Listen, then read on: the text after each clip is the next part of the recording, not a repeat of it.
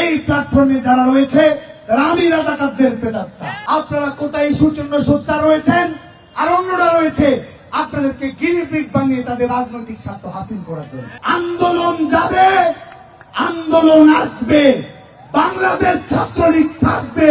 আমি open challenge দিয়ে বলতে পারি, ঢাকা বিশ্ববিদ্যালয়ের কয়েকটি হলে বাংলাদেশ ছাত্রলীগের নেতাকর্মী বিভিন্ন অধ্যয়নরত বিভাগের শিক্ষার্থীদেরকে তারা কক্ষ ভাঙচুর করেছে, রুম ভাঙচুর করেছে এবং সেখান থেকে ছাত্রলীগের নেতাকর্মীদের উপর তারা আক্রমণ পরিচালনা করেছে।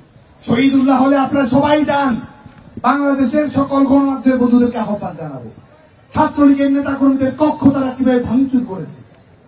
বাংলাদেশ ছাত্রলীগের পরও দায়িত্বশীলতার পরিচয় দিয়েছে এবং একই সঙ্গে রাজাকারের প্রেতাত্মাদের রাজনৈতিকভাবে প্রতিরোধ করার জন্য আমরা ঐক্যবদ্ধ ছিলাম।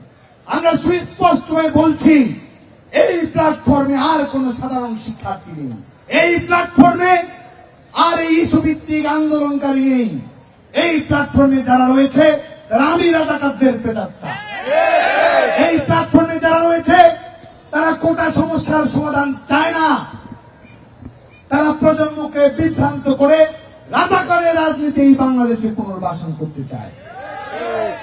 এই মুহূর্তে কোন কোটা নেই, তারপরও কিসের জন্য এই নৈরাজ্য? আপনারা কোটা ইস্যুর জন্য সোচ্চার রয়েছেন, আর অন্যরা রয়েছে আপনাদেরকে গিরিপিগ বানিয়ে তাদের রাজনৈতিক স্বার্থ হাসিল করার জন্য। আপনি লাইব্রেরিতে পড়ছেন, বিসিএস ও পিএসসির পরীক্ষা দিবেন, সেখানে একটি যৌক্তিক সংস্কার আপনারা চেয়েছেন। ইতিমধ্যে এই কোটা নেই, যৌক্তিক সংস্কারের দিকেই সংশ্লিষ্ট সকল পক্ষ এগুচ্ছে। তাহলে কেন আপনাদেরকে যারা গিরিপিগ বানাতে চায়, কেন তাদের পাতা ফাঁদে আপনারা পা দেবেন?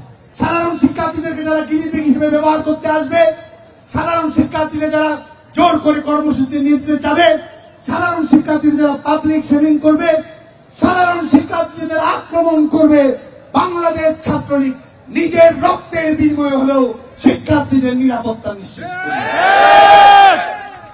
আজকে শিক্ষার্থীদেরকে টার্গেট করছেন নিজের হিম্মত নিয়ে আন্দোলন করার, আর সাধারণ শিক্ষার্থীদের আবেগকে পুঁজি করে তাদেরকে ব্যবহার করার চেষ্টা করছেন। ছাত্রলীগ থাকতে শিক্ষার্থীদের ব্যবহার এই বাংলাদেশে করতে দেওয়া হবে না। আর যারা বাড়াবাড়ি করছেন, যারা আমি রাজাকার বলছেন, বাংলাদেশের বিভিন্ন শিক্ষা প্রতিষ্ঠানে পড়ছেন, এই রাজাকারদের নিয়ন্ত্রণে চলার স্বাদ যাদের জেগেছে, তাদের উদ্দেশ্য করে একটি কথা বলতে চাই, আন্দোলন যাবে, আন্দোলন আসবে, বাংলাদেশ ছাত্রলীগ থাকবে এবং